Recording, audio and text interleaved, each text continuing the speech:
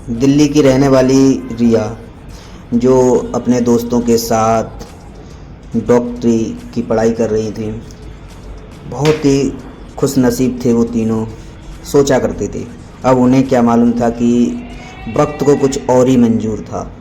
उन्हें नहीं पता था कि आगे ये सब कुछ होने वाला है हमारे साथ। और वो तीनों दोस्त बहुत अच्छे से रह रहे थे। उनकी जब डॉक्टरी की पढ़ाई कंप्लीट होती है, उसकी एक रियल इंसिडेंट है जो हमारी सब्सक्राइबर रिया ने हमें भेजा है।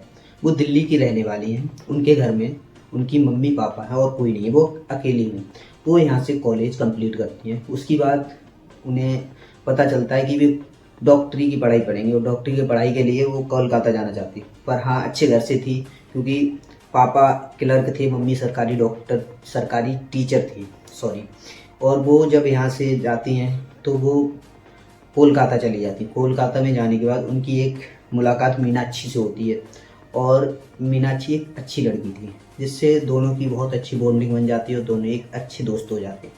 दोस्त के बाद पता चलता है कि मीनाक्षी का एक दोस्त आकाश है, जो जब रिया मिलती है आकाश से तो तीनों का बहुत अच्छा बॉन्ड बन जाता है और तीनों बहुत अच्छे दोस्त हो जाते हैं। तीनों आराम से, जब तक कंप्लीट नहीं हो रही डॉक्टरी की पढ़ाई तब तक वो आराम से मौज करते हैं। तीनों आराम से हॉस्टल में रहना, खाना पीना, अच्छा सो रहा है, एकदम अच्छी लाइफ करते हैं। और तीनों बहुत अच्छे पढ़ने में थे। तीनों बहुत अच्छे पढ़ाई कंप्लीट करते हैं। जब उनकी डॉक्टरी कंप्लीट होती है तो वो सोचते हैं कि हम तीनों एक ही जगह जॉब लें तो बहुत अच्छा रहेगा। तीनों ठानते हैं, ठीक है।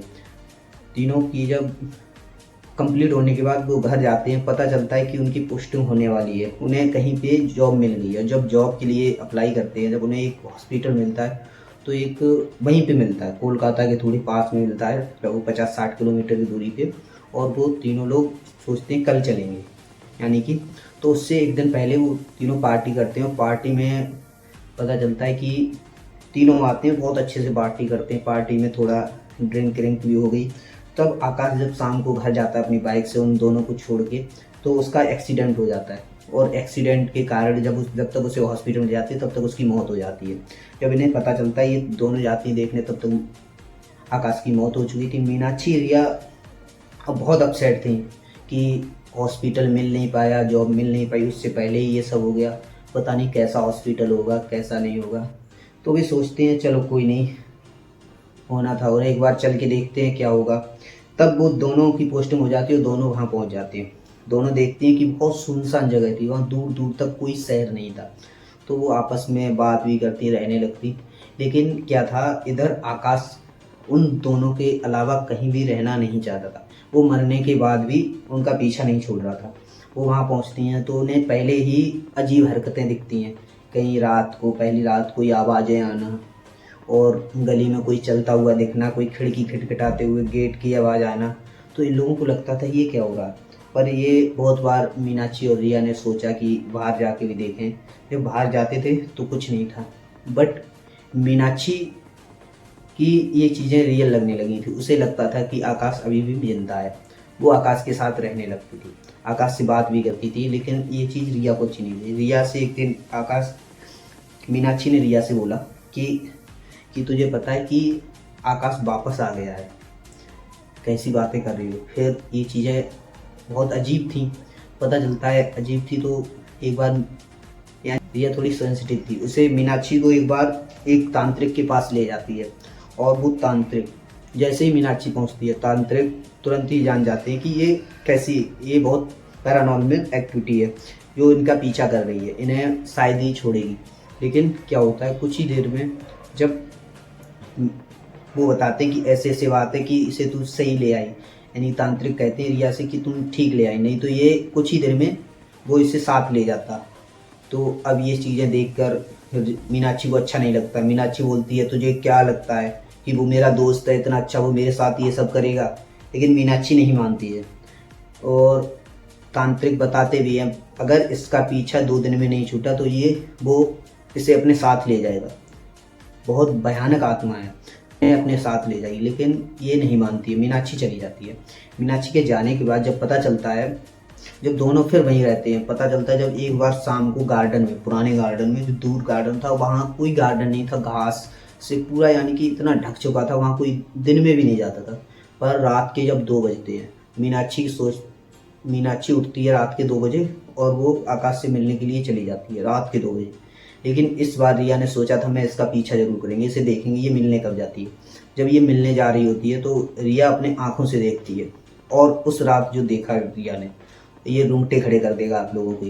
जो रिया ने देखा कि उसकी जब देखा कि एक परछाई, एक भयानक सा चेहरा, आकाश पहचानने में नहीं आ रहा था, ऐसी आँखें, डरावनी आँखें, और रिया ने देखी, इतना डर गई थी बहुत। उसके बाद रिया जब देखती है तो आकाश क्या करता है, थोड़ी सी एक चीखने की आवाज़ आती है और रिया की आंखें बंद हो जाती हैं। फिर जब रिया आंखें खोलती है तब देखती है कि मीनाक्षी ज़मीन पे पड़ी होती है। ये चीज़ देखने के बाद रिया बहुत ही डर जाती है। अब रिया जब डर जाती है तो अब यहाँ से डरने के बाद रिया घर आती है अपने, और वो वादा करती है कि मैं जॉब नहीं करूँगी, घर जाऊँगी।